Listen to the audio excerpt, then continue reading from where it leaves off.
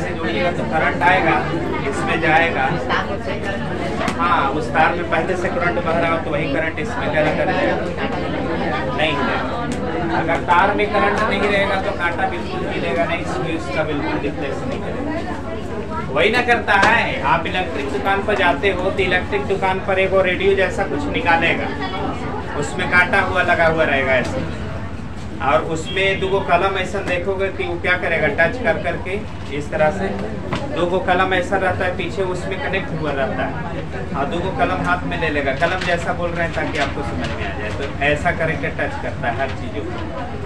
जहाँ कांटा घूमता है समझ जाता है कि वो पार्ट सही है, उसमें करंट जा रहा है, और जहाँ पर कांटा नहीं घुमा वो समझ जाता है कि पार्ट में फॉल्ट है, वहाँ पर करंट नहीं जा रहा है। तो करंट नहीं जा रहा है तो निश्चित रूप से उसी के कारण यह बीमारी है कि हमारा पूरा यंत्र काम नहीं कर रहा। जैसे हमारे शरीर के एक भी पार्ट में प्रॉब्लम होती है तो महसूस पूरा शरीर करता है, पीड़ित पूरा शरीर रहता है। वैसे ही अगर कोई बड़ा यंत्र है, उस यंत्र में एक भी पार्ट डैमेज कर गया है तो पूरा यंत्र बढ़िया से काम नहीं करेगा। उसको उस डैमेज को, उस एरर्स को हटाना पड़ेगा, उसके साथ उसमें इम्प्रूवमेंट करना होगा, एक नया चीज़ देना होगा, है ना। तो इसमें आज हम लोग सीखेंगे कि घूमता है, जैसे ही गैल्वेनोमीटर में करंट आप देते हो तो करंट कॉइल में जाता है, कॉइल रखा हुआ है मैग्नेटिक फील्ड में। तो कॉइल अगर मैग्नेटिक फील्ड में रखा हुआ है तो कॉइल से अगर विद्युत धारा बहेगा, याद रखें कॉइल है, अब इसमें विद्युत धारा फ्लो कर रहा है। अब यह रखा गया है किसमें, मैग्नेटिक फील्ड में। अब मैग्नेटिक फील्ड एरिया वेक्टर पर लंबवत है, क्या है, मैग्नेटिक फील्ड इस पर लंबवत रहेगा। तो ऐसे कंडीशन में इसमें अगर फेरों की संख्या कितनी है, n है, कितना फेरा लगा रखे हैं, n फेरा लगा रखे हैं। अब इससे विद्युत धारा कितना बह रहा है, I। अब इस पूरे कुंडली का एरिया कितना है, a। तो इस सब को गुना कर दोगे तो इस पर लगने वाले बला गुण आपको मिल जाएंगे। ऐसे तो पूरा फॉर्मूला होता है NIAB sin थीटा, लेकिन थीटा चूंकि 90 है, अब थीटा 90 है तो साइन 90 का मान 1, तो 1 से गुना करने का कोई लॉजिक नहीं है। तो यहाँ पर हम चाहें तो टॉर्क, रियल में जो टॉर्क बनता है ना, एक कॉइल जो चुंबकीय क्षेत्र में रख दिया गया, उसमें विद्युत धारा I बह रहा है, फेरों की संख्या n है और क्षेत्रफल a है, ये तमाम चीजें हैं। तो इसमें जो बल लगेगा, बला गुण जो लगेगा वो लगेगा NIAB sin थीटा। कितना, NIAB sin थीटा, ये कॉइल पर लगने वाला बला गुण है। अब इसी बला गुण से कॉइल रोटेट करेगा। अच्छा, थीटा आप 90 कर लोगे तो फार्मूला बन जाएगा कितना, NIAB, बस साइन 90 का मान 1 से गुना करने का कोई लॉजिक नहीं, हटा दीजिए। तो आपके लिए जो बला गुण का फार्मूला हो जाएगा वो कितना हो जाएगा, NIAB, ये होगा बला गुण का फार्मूला।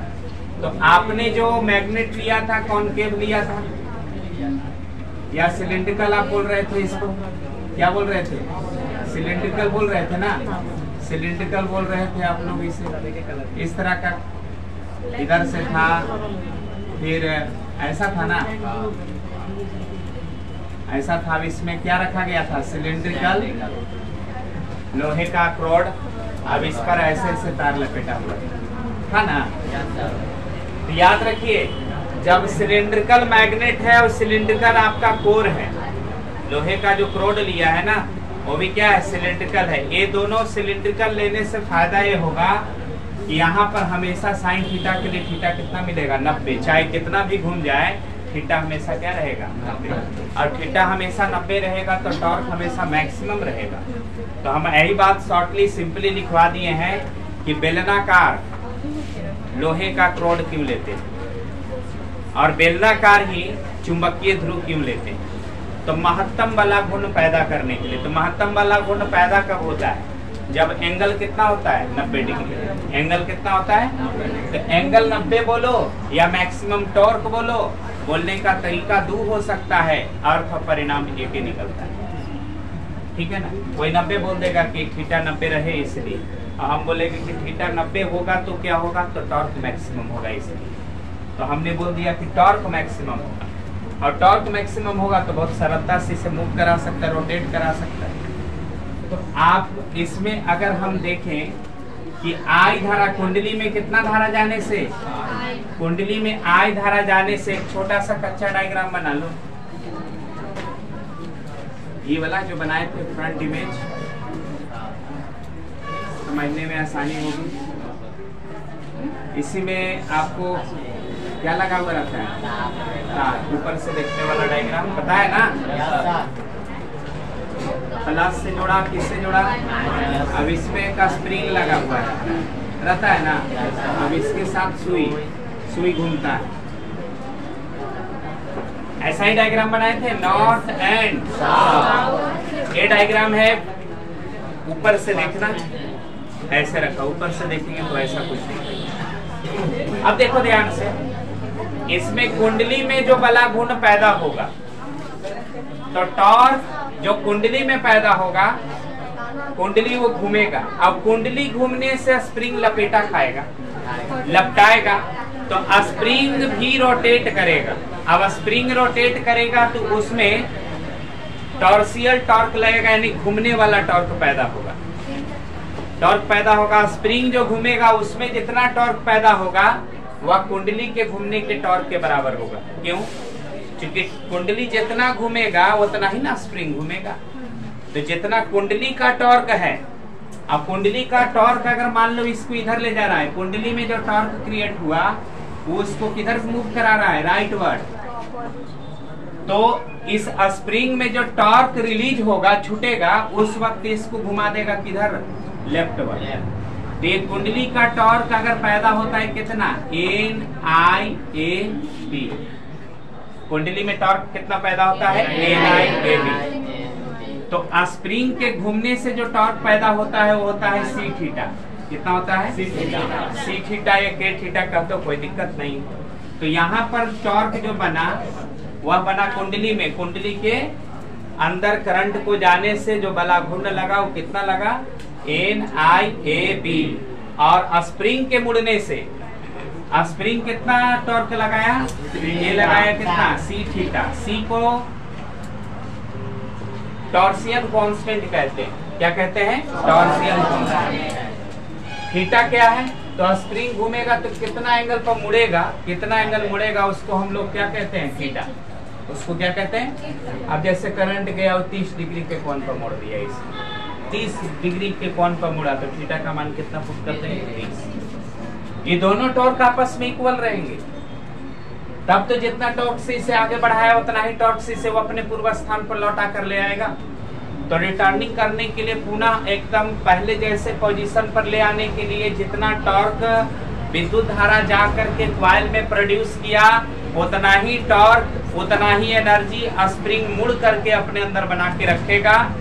तब वो काम करेगा, जब करंट बहना बंद होगा तो उसे उसी टॉर्क के माध्यम से रिटर्न करके अपने पूर्व स्थान पर ले आएगा, पूर्व जगह पर ले आएगा। ये टॉर्क का काम होगा। तो दोनों टॉर्क आपस में इक्वल होंगे। तो इस बात को हम लोग लिखेंगे कैसे, ठीक है ना। चित्र मिटा देते हैं, चित्र समझने के लिए तो कई बार बना चुके हैं। यहाँ पर हम ऐसे लिखेंगे अपनी भाषा में, torque on coil, torque on coil कितना, NIAB। अभी टॉर्क कैसा होता है, मैक्सिमम, अधिकतम, सबसे ज्यादा टॉर्क। अच्छा, टॉर्क इन रीस्टोरिंग स्प्रिंग, कौन सा स्प्रिंग, रीस्टोरिंग स्प्रिंग।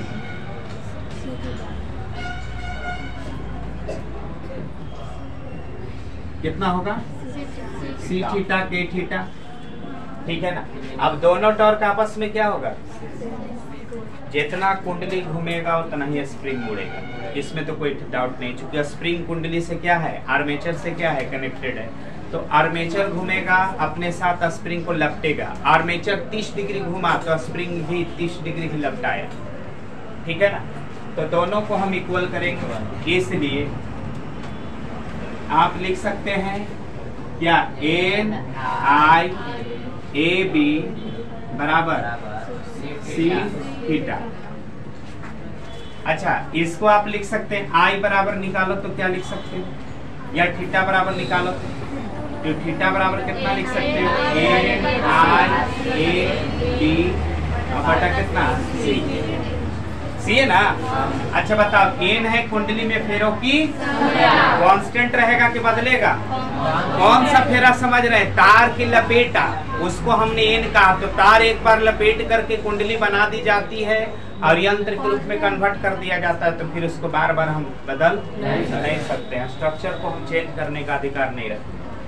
तो एन हमारा कांस्टेंट माना जाएगा।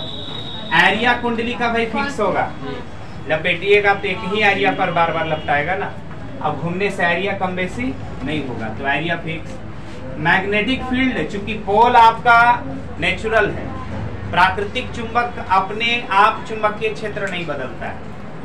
हाँ, अगर कोई चुंबकीय क्षेत्र विद्युत धारा से क्रिएट किया गया है तो धारा के मान पर डिपेंड करेगा, लेकिन अगर कोई चुंबकीय क्षेत्र चुंबक से ही लाया गया है तो वह चुंबकीय क्षेत्र नॉर्मली कांस्टेंट ही रहेगा। क्या रहेगा, कांस्टेंट।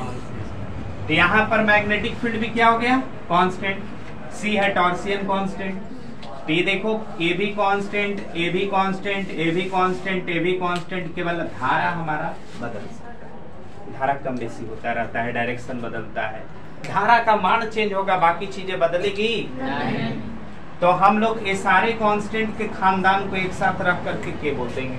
क्या बोल देंगे, के या एस। यहाँ पर हम एस बोलेंगे। क्या बोलेंगे, तो यहाँ पर अब बताओ, थीटा बराबर N A B C, N A B बटा सी, अब इंटू कितना, आई। अब इसके जगह पर हम क्या मान लेते हैं, एस। क्या मान लेते हैं, तो थीटा बराबर कितना हो जाएगा, एस इंटू आई। एस बराबर कितना बताओगे, एन ए बी बटा सी। एस को कहते हैं सेंसिटिविटी। क्या कहते हैं, सेंसिटिविटी। तो एस है हमारा संवेदनशीलता। एस कौन है, एस को कहते हैं सेंसिटिविटी, संवेदनशीलता। अच्छा, एस को डिफाइन करना हो तो क्या लिख सकते हैं, एस को डिफाइन करने के लिए क्या लिख सकते हैं, जरा बताओ तो। एस बराबर थीटा बटा में आई, थीटा बटा में एस बराबर थीटा बटा में, यहाँ लिख देते हैं एस बराबर थीटा बटा में कितना, एस बराबर थीटा बटा कितना, आई। लिख सकते हैं कि नहीं लिख सकते। अब इसका डेफिनेशन, एकांक धारा से कोणीय विस्थापन। सुई घूमेगा ना तो एंगल बनाएगा ना। ये एंगल किसके वजह से बन रहा है, स्प्रिंग के मुड़ने की वजह से। स्प्रिंग जितना घुमा उतना ही घुमा कौन, सुई। जितना घुमा आर्मेचर उतना घुमा स्प्रिंग, उतना ही घुमा सुई। तीनों का एक जैसा घूमना है, क्योंकि तीनों एक ही चीज पर इन्वॉल्व किए जा रहे हैं, एगो करंट से, एगो स्प्रिंग की रोटेशन से। अब स्प्रिंग रोटेट करेगा, कुंडली घूमेगा, तो सुई को भी अपने साथ उतना ही घुमाएगा जितना क्या करेगा, आर्मेचर घूमेगा। ठीक है ना। तो यहाँ पर हम कह सकते हैं कि एकांक धारा के प्रवाह से सुई में जितना कोणीय विस्थापन होता है, सुई जितना घूम करके कोण बनाता है। 1 एम्पियर की धारा दीजिए, 1 एम्पियर की एकांक धारा का मतलब यूनिट धारा, एक मान वाला धारा। एकांक धारा से सुई के कुंडली में, सुई के कोण में जितना विस्थापन होता है उसे हम गैल्वेनोमीटर की संवेदनशीलता कहते हैं। क्या कहते हैं। अब हमें बताओ, ज्यादा संवेदनशील बनाना हो तो हमें ऐसा बनाना होगा कि धारा का मान जितना कम रखेंगे उतना ही संवेदनशीलता ज्यादा होगा। धारा कम रहेगा, जितना कम धारा रहे और जितना कम से कम धारा पर ज्यादा से ज्यादा कोण बना सके उतना ही उसको हम क्या कहेंगे, सेंसिटिव। सेंसिटिव कहलाने के लिए, संवेदनशील कहलाने के लिए कम धारा पर भी ज्यादा कोण बनाना होगा, माने छोटा सा भी धारा गया ना तो इससे ज्यादा मोड़ना होगा, घूमना होगा। थोड़ा सा भी करंट गया तो ज्यादा मोड़ना होगा। ऐसा इसलिए क्योंकि अगर बड़े करंट पर वह रोटेशन दिखाएगा तो आप गच्चा खा जाओगे, छोटा करंट जाएगा वो घूमे ही नहीं पाएगा। अब मान लो कि हमारे पास हम जो गैल्वेनोमीटर बनाए हैं उसकी क्षमता है कि वह 1 एम्पियर की करंट को जाने पर घूमेगा। कम से कम कितना करंट जाने पर? 1 एम्पियर की करंट को जाने पर घूमेगा, नहीं तो नहीं घूमेगा। तो बताओ, अगर कभी वायर से, किसी तार से 1 एम्पियर से कम करंट आया तो उसमें तो घूमे ना करेगा।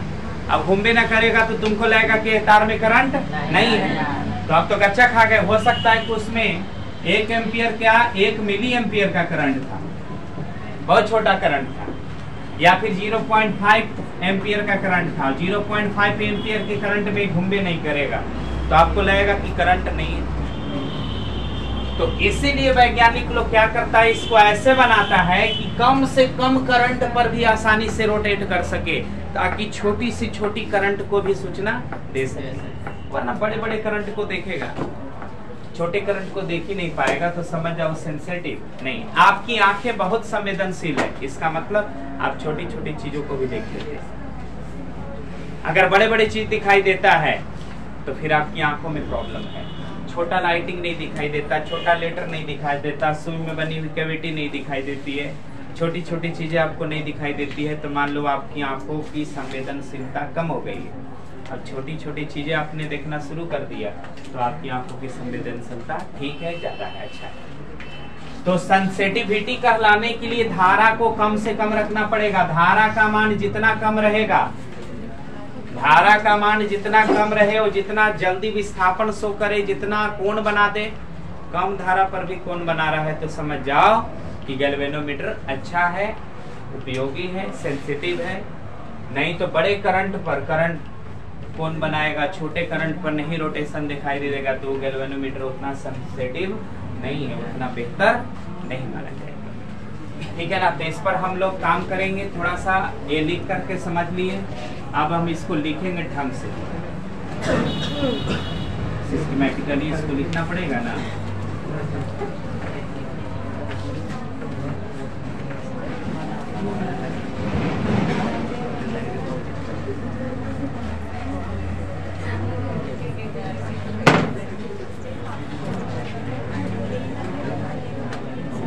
देखिए इसमें क्या लिखिएगा, वर्किंग प्रिंसिपल जब लिखिएगा ना, कार्य सिद्धांत, वर्किंग प्रिंसिपल लिखने के बाद आपको कुछ लैंग्वेज लिखना पड़ेगा।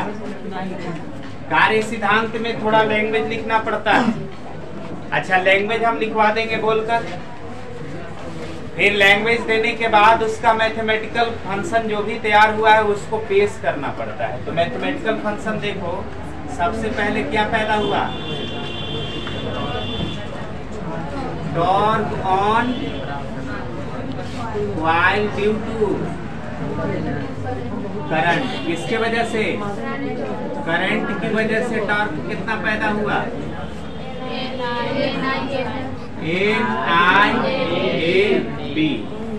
अब यहाँ पर दो चार बातें लिखना होगा, जहाँ N कुंडली में फेरों की संख्या है, I कुंडली में प्रवाहित धारा है, A कुंडली की क्षेत्रफल है, कुंडली द्वारा घेरे गए क्षेत्रफल है, B है बाहर का चुंबकीय क्षेत्र। ये बातें आपको लिखना पड़ेगा, एग्जामिनर को बताना पड़ेगा।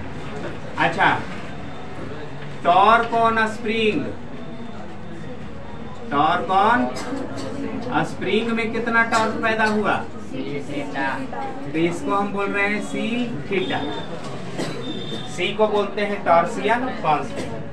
अच्छा, दोनों टॉर्क तो भाई एक ही में इन्वॉल्व होगा ना। Yes sir. क्योंकि दोनों स्प्रिंग और कॉइल दोनों एक साथ कनेक्टेड है, तो जितना टॉर्क स्प्रिंग ने बनाया है उतना ही टॉर्क करंट ने बनाया है, दोनों टॉर्क इक्वल करो। इसलिए ये क्या लिख सकते हैं, NI, ये वाला इधर लिख देते हैं, सी थीटा बराबर NIAB। थीटा बराबर कितना, NIAB बटा सी। अच्छा इसको थोड़ा सा लिखो, एन ए बी बटा सी, इसको अलग रखो, ये सभी कांस्टेंट है। अब आई हमारा क्या है, वेरिएबल है, इसको हटाकर क्या लिख देंगे, ए सब इंटू कितना। एसआई को पढ़ना system of unit, international system मत पढ़ लेना। एसआई मतलब सेंसिटिविटी गुणे धारा। तो एस बराबर कितना, थीटा बटा, एस बराबर थीटा बटा आर। एस को बोलते हैं सेंसिटिविटी, संवेदनशीलता। कभी कभी संवेदनशीलता निकालने के लिए ऑब्जेक्टिव सवाल में आ जाएगा, तो एस का फॉर्मूला आपको याद रखना पड़ेगा, ये वाला थीटा बटा आई। एगो फॉर्मूला तो ये है, दूसरा फॉर्मूला है एस किसके स्थान पर लाए थे। हाँ तो हो सकता है ए वाला फॉर्मूला से मदद ले ले आपको, ए में बी और बटा कितना, कह देगा कि स्प्रिंग का टॉर्सियन कांस्टेंट इतना है, कुंडली का क्षेत्रफल इतना है, बाहर चुंबकीय क्षेत्र बी है और फेरों की संख्या n है, तो इसकी संवेदनशीलता बताइए। तो एन ए बी बटा सी। अच्छा संवेदनशील बनाने के लिए आप ध्यान से देखो, फेरों की संख्या ज्यादा रखना चाहिए, ज्यादा फेरों की संख्या है तो ज्यादा संवेदनशील होगा, कम बार लपटे हैं तो थोड़ा संवेदनशीलता कम होगा। एरिया थोड़ा बड़ा होना चाहिए, मैग्नेटिक फील्ड भी ज्यादा होना चाहिए, जितना ज्यादा प्रबल मैग्नेटिक फील्ड लगाइए उतना ही बढ़िया है। कमजोर चुंबक लगाओगे तो उतना बढ़िया काम नहीं करेगा, हैवी चुंबक लगेगा, हैवी माने भारी, उसकी इंटेंसिटी उसकी तीव्रता से, तो हैवी मैग्नेट लगेगा ना तो ज्यादा सेंसिटिव होगा। और सी टॉर्सियल कांस्टेंट कम होना चाहिए। स्प्रिंग ऐसे मेटल का बनना चाहिए जिसमें आसानी से लचक पैदा किया जा सकते, हार्ड नहीं होना चाहिए। टॉर्सियल कांस्टेंट कम होने का मतलब हार्ड नहीं होना चाहिए, थोड़ा लचीलापन ज्यादा होना चाहिए। तो मोटा मोटी शब्दों में आप समझो, जिसमें ज्यादा आसानी से आप लपेट रहे हो वो क्या है, उसका टॉर्सियन कांस्टेंट कम। और जिसको लपेटने में दम लगाना पड़ रहा है ना, टाइट है, ज्यादा कड़ा है, तो समझ जाओ उसका टॉर्सियन कांस्टेंट ज्यादा है। तो सी पर भी डिपेंड करेगा। टॉर्सियन कांस्टेंट कैसा होना चाहिए, कम, फेरों की संख्या ज्यादा, क्षेत्रफल बड़ा, चुंबकीय क्षेत्र ज्यादा, तो इसी को हम लोग कहेंगे सेंसिटिविटी। थोड़ा ध्यान दो यहाँ पर, एस बराबर थीटा बटा आई, धारा का मान कम, सेंसिटिविटी ज्यादा। यानी हम ऐसे गैल्वेनोमीटर बनाते हैं जिसमें धारा का रेंज बहुत कम रहता है ताकि सेंसिटिविटी ज्यादा। यानी हम ऐसे गैल्वेनोमीटर बनाएंगे जिसमें धारा कम से कम भी जाए तो सुई घूमे, ये ना कि बड़ा बड़ा धारा जाएगा तो सुई घूम रहा है, छोटा छोटा धारा जा रहा है तो सुई नहीं घूम रहा है। छोटी सी छोटी धारा पर भी सुई में डिफ्लेक्शन होना चाहिए। तो कम से कम धारा में भी एंगल बन रहा है तो सेंसिटिविटी अच्छी है, अब कम धारा पर एंगल नहीं बन पा रहा है तो सेंसिटिविटी अच्छी नहीं है। तो हम लोग गैल्वेनोमीटर का निर्माण छोटे रेंज वाले करंट के लिए करते हैं। बड़े रेंज वाले करंट के लिए अगर इससे बड़ा करंट चला गया, इसमें जो करंट जाता है ना उसका जो कोटि होता है, पावर होता है, वो होता है मिली या माइक्रो ऑर्डर का। कौन सा ऑर्डर का? मिली या माइक्रो ऑर्डर का करंट इसमें जाता है तो ठीक है, कोई दिक्कत नहीं। इससे बड़ा करंट गुजरेगा ना तो गैल्वेनोमीटर खत्म हो जाएगा, खराब हो जाएगा, गैल्वेनोमीटर जल जाएगा, इसका स्प्रिंग टूट जाएगा, कई कारणों से क्या हो जाएंगे, खराब। यानी गैल्वेनोमीटर एक बहुत ही छोटे रेंज के करंट को मापने में मदद करेगा, छोटी से छोटी करंट को मेजर कर सकता है। अब मान लो कि किसी को बहुत बड़ा करंट मेजर करना है, ये माप सकता है मात्र 10 मिली एम्पियर। गैल्वेनोमीटर कितना करंट को माप सकता है? उदाहरण के लिए मान लेते हैं कि गैल्वेनोमीटर 10 मिली एम्पियर की करंट को नाप सकता है। थोड़ा बहुत एरर अगर 1-2% मान ले तो 11 से 12 मिली एम्पियर तक इधर उधर जाएगा। अब कोई एकरा में कहेगा कि 1000 मिली एम्पियर हमारा करंट नाप के बताओ, तो बच्चे की जान निकाल दोगे। इसकी औकात कितना है? 10 मिली एम्पियर की करंट और मैक्सिमम 10 से 12 मिली एम्पियर की करंट को नाप सकता है। अब इसमें आप दे दिए कितना, 1000 मिली एम्पियर। क्या गैल्वेनोमीटर इस लोड को बर्दाश्त कर पाएगा? नहीं, गैल्वेनोमीटर जल जाएगा, ध्वस्त हो जाएगा। तो अब हम क्या करेंगे? गैल्वेनोमीटर में एक ऐसा व्यवस्था स्थापित करेंगे कि यह 1000 मिली एम्पियर की करंट को भी मापने के लायक बन जाए और गैल्वेनोमीटर सुरक्षित भी रह जाए, जले भी ना। यानी गैल्वेनोमीटर को हम थोड़ा ज्यादा शक्तिशाली बनाएंगे, ज्यादा करंट वाला बनाएंगे। गैल्वेनोमीटर से अगर हम करंट भारी मात्रा में नापना चाहते हैं तो मापने में सक्षम नहीं है। तो गैल्वेनोमीटर को हम ऐसा बना दें कि बड़े बड़े करंट को मापने के लायक बन जाए, तो इसी गैल्वेनोमीटर का नाम पड़ जाएगा आमीटर।